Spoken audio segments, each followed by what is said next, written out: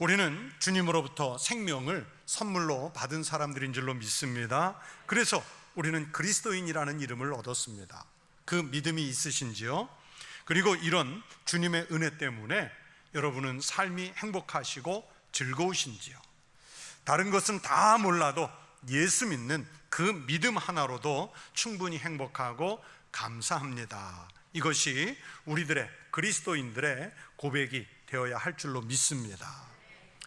오늘 우리가 읽은 하나님의 말씀 전도서 5장 18절에서 20절 이 본문의 말씀은 우리가 지금 살면서 누리는 모든 것은 내가 받은 몫이에요.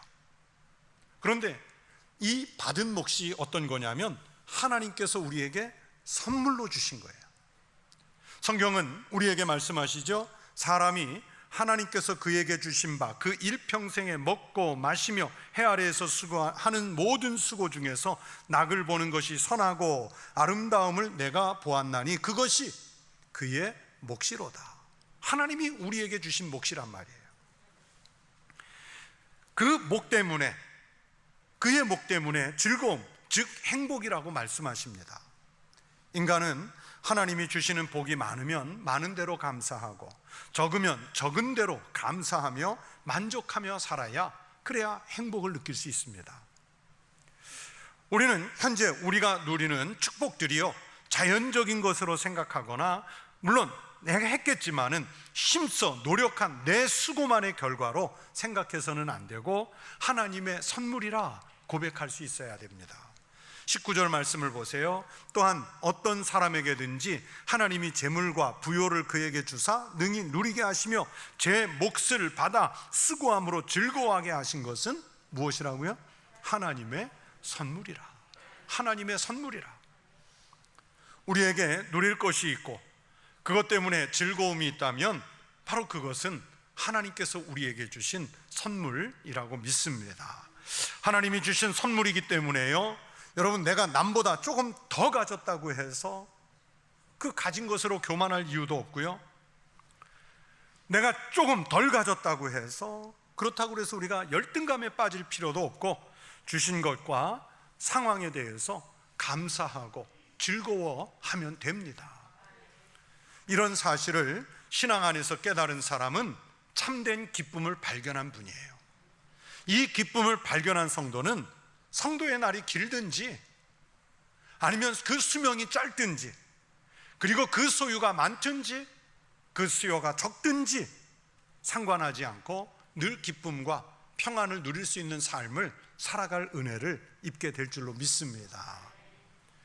하지만 현실은 어떻습니까? 우리들은 받은 내 몫은 생각하지 않고요, 다른 사람과 비교해서 없다고 생각하기 때문에 즐거워하게 하시는 하나님의 선물을 받았음에도 불구하고 이것을 누릴 줄 모르는 거예요. 그래서 우리는 주변에서 나는 행복하다고 말하는 사람을 만나기가 쉽지 않습니다. 바로 이런 분위기가, 이런 심령이 예수를 믿는 우리 그리스도인들에게까지도 만연했다는 사실입니다. 편한 것, 즐거운 것, 많은 것만을 행복의 기준으로 삼고 신앙은 그 다음 차례로 미루어 뒀기 때문에 예수를 믿는다면서도 그 심령이 평안하지 못하고 나는 여전히 모자란다, 부족하다, 불만이다, 이런 마음을 갖고 살아요. 예수님은 우리가 혹여 이런 것을 구한다면 이런 것은 이방인들이 구하는 것이라고 말씀하셨습니다. 성도 여러분, 여러분은 지금 예수 그리스도를 믿는 믿음 때문에 행복하신지요? 하나님께서 선물로 주신 내 몫을 가지고 여러분은 잘 누리면서 살고 계시는지요? 우리는 기왕이면 늘 즐겁게 살고 싶은 마음이 있지요. 그러면서 정작 중요한 즐거움의 근원이 어디에서 오는지 모르기 때문에 행복하다고 느끼질 못하는 거예요. 즐거움을 소유한 물건에서 찾고 땅의 것에서 찾기 때문에 늘 불행하다고 생각해요. 즐겁다 함은 소유의 문제가 아닙니다. 즐거움은 억지로 정말 힘써 만드는 것이 아니라 주어진 것을 누릴 줄 아는 것에 있습니다.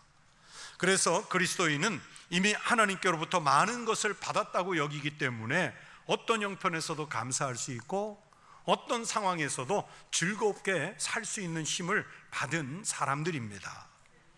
사도 바울은 빌립보서 4장 12절에서 이렇게 말씀하세요. 나는 비천에 처할 줄도 알고 풍부에 처할 줄도 알아. 모든 일, 곧 배부름과 배고픔과 풍부와 궁핍에도 처할 줄 아는 일체의 비결을 배웠노라. 바로 이런 믿음 때문에 바울은 주님의 일을 하다가 어떤 고난의 상황을 만나도 수용할 수 있었고, 고난을 당하면 그 고난을 어쩔 수 없이 수용하는 단계를 넘어서 오히려 그 상황을 적극적으로 맞아들이고 그 상황에서도 기뻐할 수 있었습니다. 바울이 이런 말씀을 고백하는 순간, 여러분, 바울은 정상적인 생활, 우리가 쉽게 말하는 일상의 생활을 하고 있을 때가 아닙니다. 감옥에 갇혀 있을 때예요. 그 감옥에서 언제 풀려날지, 아니면 그 감옥에서 언제 죽을지도 모르는, 도무지 예측할 수 없는 극도로 불안한 상황에 놓여 있었습니다. 100번을 양보해서 생각해도 즐겁다고 말할 수 있는 그런 상황이 아니에요. 고대 시대 때 감옥 안에서 뭐 즐겁겠어요? 뭐가 행복하겠어요? 그런데 여러분, 바울은 어떻게 고백합니까? 바울은 어떤 형편에서도 견딜 수 있는 일체의 비결을 배웠다고 고백합니다. 믿음의 삶을 산 바울의 진실한 고백입니다.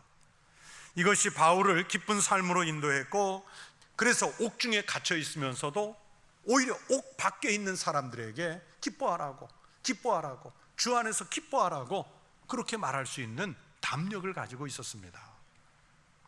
그러니 옥에 갇혀 있으면서도 찬송을 부르지요. 여러분, 바울이 옥중에서 부르는 이 노래는, 그래, 노래라도 불러서 이 고통을 잊어버리자, 이 아픈 순간을 잊어버리자, 그래서 노래하는 것이 아닙니다. 정말 하나님이 자신과 함께 하심으로 능히 이길 수 있다는 확신이 있기 때문에 노래를 부를 수 있는, 찬송을 부를 수 있는 여유가 있었습니다. 그렇게 바울은 기뻤고 즐거웠어요. 그리고 그 찬송에 옥문이 열리는, 자기를 묶었던 착고가 풀리는 기적을 누리지 않습니까? 하나님께서 제대로 선물을 주시는 감격을 바울이 옥중에서 누릴 수 있었습니다. 우리는 성경에서 가장 아름다운 찬양을 부르고 시를 남긴 분을 다윗으로 기억합니다. 다윗은 이렇게 고백합니다. 여호와는 나의 목자시니 내게 부족함이 없으리로다. 다윗이 부족함이 없는 행복한 삶을 살게 된 원인이 무엇입니까? 다윗 자신이 왕이 되었기 때문에 이제 모든 생활에 불편이 없고, 그리고 가난하던 사람이 왕이 되었기 때문에 형편이 펴져서 부족함이 없어서 그래서 행복했습니까? 아닙니다. 다윗이 일생을 살면서 부족함이 없고 즐거워할 수 있었던 원인은 바로 여호와 하나님께서 그의 목자가 돼 주셨기 때문입니다.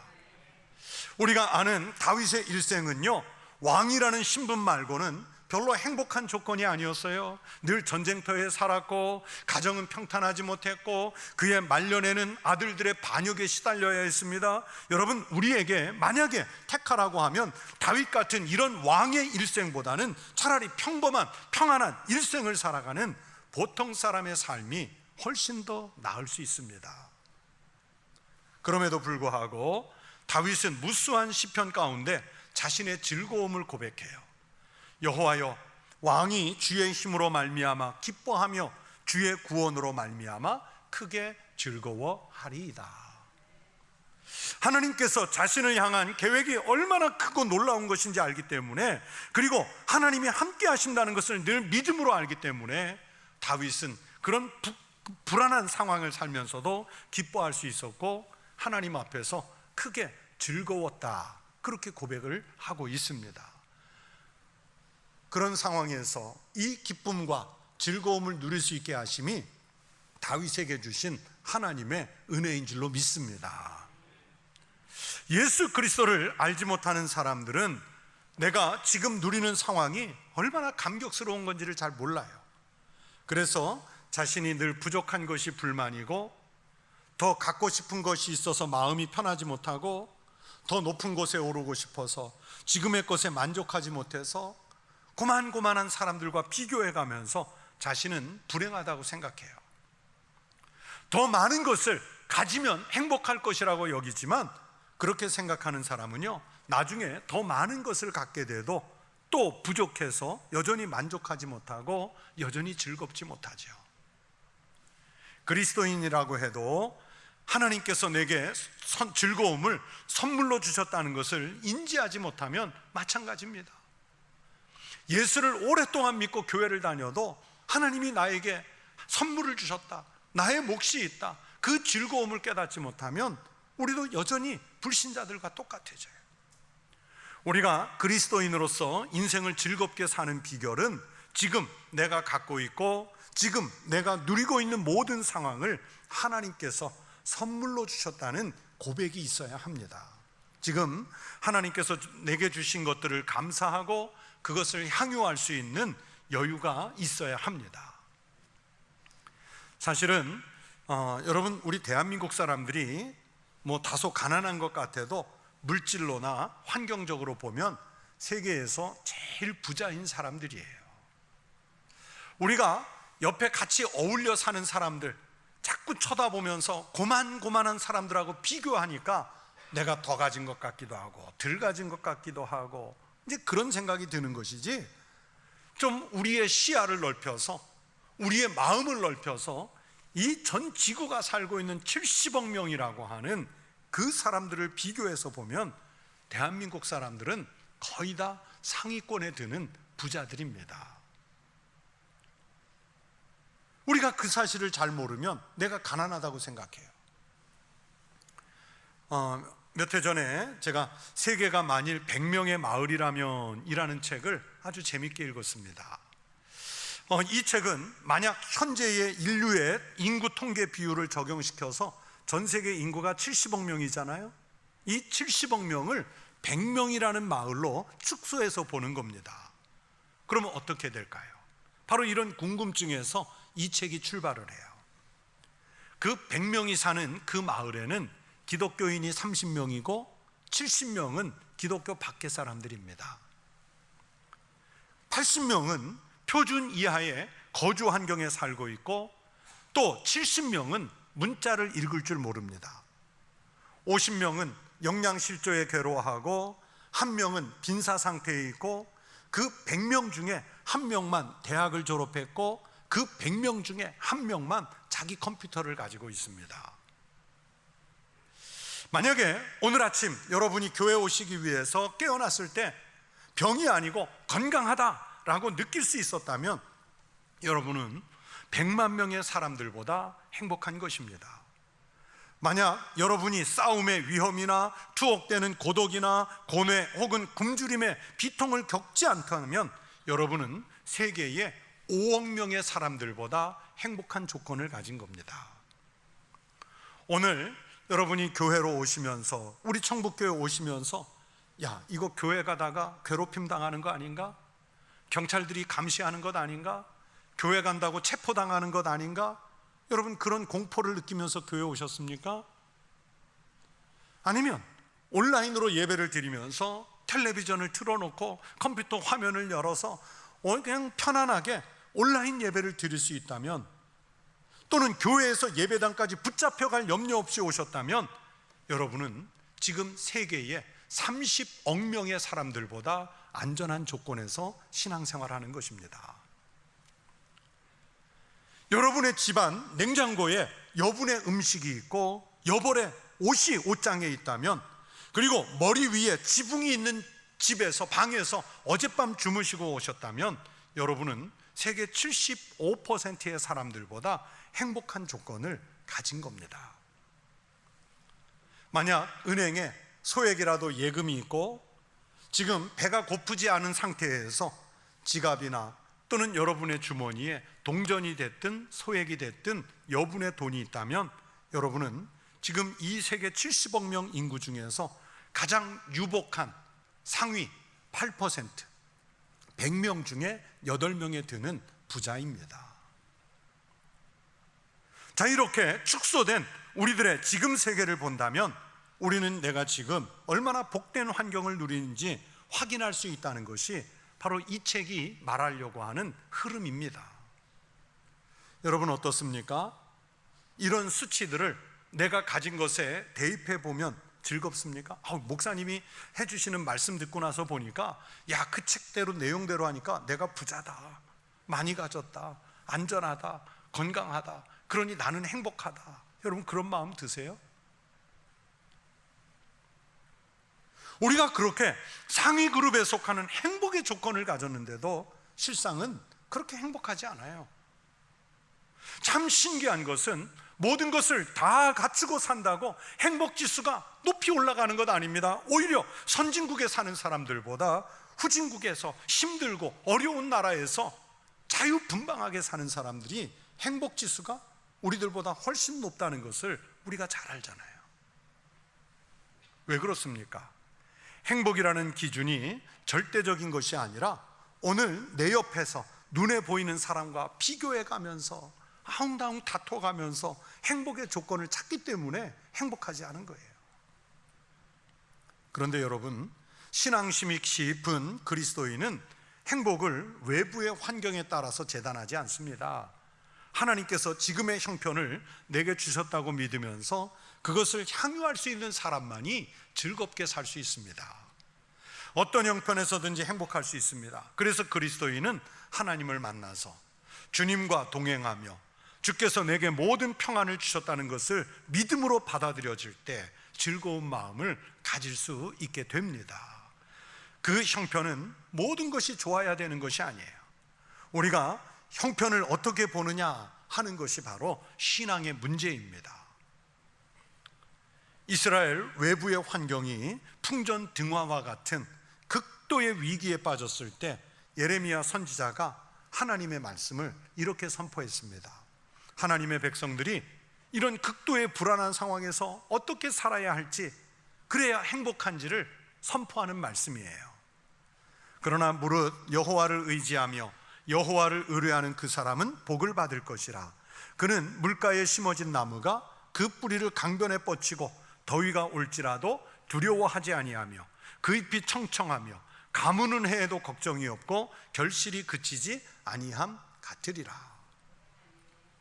이스라엘이라는 나라가요, 지금 당장 국군이 끝나가지만 절망적인 상황이지만, 그래서 이스라엘 사람들은 자신들이 이스라엘 사람이라는 것이 참 원망스러운 상황이지만, 예레미야 선지자는 여호와를 의지하며 여호와를 의뢰하는 그 사람은 복을 받을 것이라, 행복할 것이라 말씀해요. 그렇게 하나님의 사람은 절망적인 상황도 즐거움의 조건으로 변화시킬 수 있는 힘을 하나님이 우리에게 주신다는 말씀입니다. 하물며 평안을 허락해 주신 것을 생각하면, 물질을 주신 것 생각하면, 일터를 주신 것 생각하면, 또 전염병이 만연한 이 시대에 우리를 세밀하게 지켜주시는 하나님의 은혜를 생각하면 지금 우리는 얼마든지 감사할 수 있고 얼마든지 즐거워할 수 있는 은혜를 누리는 사람들인 줄로 믿습니다. 장지오노라는 작가가 쓴 나무를 심는 사람들이라는 책이 있습니다. 언젠가 제가 이 책을 찬양 예배 때인지 애니메이션 영상으로 보여드린 적이 있는데, 이 나무를 심은 사람에 소개된 부피에의 이야기가 아주 유명합니다. 황폐해진 땅에 매일 도토리를 100개씩 수십 년 동안 심은 엘제아르 부피에라는 사람의 이야기인데, 이 엘제아르 부피에의 도토리 심기 때문에 황무지가 숲으로 변해가는 아주 감동적인 이야기입니다. 그 황무지가 숲으로 변해서 골짜기에 물이 흐르고 새들이 그 산을 찾아오고 사람들이 찾아오지만, 그곳을 찾아오는 사람들은 엘제아르 부피에가 누군지 모릅니다. 이 부피에도 사람들이 알아주기를 기대하지 않고 고통과 어려움 가운데서 자기는 그냥 숲을 만들어가는 일로 행복했던 사람입니다.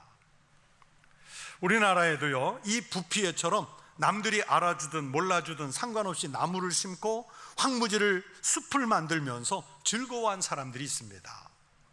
인제에 자작나무 숲을 만드신 분, 또 미국인이면서 한국에서 평생 독신으로 살면서 천리포 수목원을 만든 칼 페리스 밀러라는 분이 있습니다. 이 천리포 수목원은 세계에서 가장 아름다운 수목원으로도 선정이 됐어요. 경상남도 남해안에 가면 가보신 분들이 많을 텐데 외도라고 하는 아주 유명한 섬이 있습니다. 저는 수년 전에 우리 교회 직원들하고 야유회로 그곳을 딱 한 번 가봤습니다. 청주에서 가기에는 너무 멀어요. 그런데 그 섬에 들어가니까요, 여기가 천국인가 싶을 정도로 그렇게 아름다워요. 이 섬이 원래는 나무 없이 그냥 바위만 무성했던 7, 8가구가 살던 외딴 섬이었습니다. 우연히 이 섬에 낚시를 왔던 이창호 씨라는 분이 이 섬이 마음에 들어서 조금씩 사기 시작을 했고, 나중에는 그 전 섬을 사서 부인 최호숙 씨와 함께 외도 조경 식물원이란 농원을 만들기 시작했습니다. 지금은 우리나라에서 가장 울창하고 가장 아름다운 숲이 있는 섬이 됐습니다. 이들 부부가 신앙이 참 좋은 분들이어서 그곳에 가서 산책을 하면서 보니까 기도처도 있고 곳곳에 기도실도 있고 또 작은 그룹이 오면 예배를 드릴 수 있는 예배실들이 있더라고요. 제가 언젠가 이 방송에서 이 부부가 인터뷰하는 것을 본 적이 있는데요, 이 섬을 오늘날 이렇게 푸르게 만들기 위해서 나무와 꽃을 심어가는 과정은 고통의 연속이었답니다. 수목이 안 맞아서 죽고, 메말라서 죽고, 바람에 쓰러져 죽고, 태풍이 쓸어가서 죽고, 기껏 만들어 놓으면 사라져가는 나무들, 꽃들. 그러나 그 섬을 가꾸게 하신 것이 주님이 주신 사명으로 알았기 때문에 오히려 그렇게 당하는 고통보다 하나하나씩 나무가 자라는 것을 보면서 기쁨과 즐거움과 행복을 느꼈다. 이 부부가 텔레비전에서 인터뷰한 영상을 보니까요, 정말 행복해 보였어요. 즐거워 보였어요. 성도 여러분, 우리는 어디에서, 우리는 무엇을 하며 즐겁기를 바랍니까? 그냥 우리는 육신이 편하면, 일 안 해도 먹고 살 수 있으면, 그러면 행복하고 즐거울까요? 놀고 먹고 갖고 싶은 것 언제든지 가질 수 있으면 즐겁고 행복합니까? 그러나 그렇지 못하잖아요. 우리 그리스도인은 지금 나에게 삶이 주어졌고 열심히 건강하게 일을 할 수 있고 영생을 사모하는 믿음을 갖고 산다는 것, 이 자체로 감사할 수 있어야 합니다. 우리에게 주어진 것들로 인해 감사할 수 있어야 그 사람은 하나님이 그의 몫으로 우리에게 주신 하나님의 선물 때문에 오늘 성경의 말씀대로 즐거워하는 그런 삶을 살아가게 될 줄로 믿습니다. 그러니까 세속적인 넉넉함이 즐거움이 아닙니다. 오늘을 하나님이 주신 은혜로 산다는 것을 고백하면 즐거운 삶을 살 수 있습니다. 이혜인 수녀님의 아침의 향기라는 시를 낭송해 드리겠습니다. 아침마다 소나무 향기에 잠이 깨어 창문을 열고 기도합니다. 오늘 하루도 솔잎처럼 예리한 지혜와 푸른 향기로 나의 사랑이 변함이 없기를. 찬물에 세수하다 말고 비누 향기 속에 풀리는 나의 아침에게 인사합니다. 오늘 하루도 온유하게 녹아서 누군가에게 향기를 묻히는 정다운 버시기를 평화의 노래이기를. 보세요, 다른 것으로 평화를 얻고 다른 것으로 즐거움 얻은 것 아닙니다. 아침에 일어날 때 맡은 소나무 향기만으로 행복해요. 찬물에 세수하다가 풀리는 비누 향기로 평화와 만족을 누릴 수 있는 마음이라 그랬습니다. 하나님이 주신 은혜의 마음인 줄로 믿습니다. 여러분, 마음이 굽은 사람은요, 이런 행복 누릴 수 없습니다. 성경은 잠언 17장 20절에서 마음이 굽은 자는 복을 얻지 못하고 말씀하시는데, 한마디로 마음이 삐딱한 사람은 아무리 조건이 좋아도요 절대로 즐겁지 않아요. 항상 하나님을 경외하는 자는 복되거니와 마음을 완악하게 하는 자는 재앙에 빠지리라. 악인들은 또는 불신자들은 부해야 행복하고 권세가 높아야 행복하고 번영해야 행복하다고 여깁니다. 음식을 폭식하는 행위가 즐겁다고 그러고 술을 마시는 것이 즐겁게 하는 도구라고 생각한다면 재앙에 빠질 것이라고 성경은 경고합니다. 그러나 반대로 하나님의 사람들은 모든 소유로 인해서 복이 되고 환난 중에 구원받음이 복이 되고 영원히 보존된 것을 고백하면 하나님이 나의 몫으로 주신 하나님의 선물 때문에 즐거운 삶을 살게 될 줄로 믿습니다.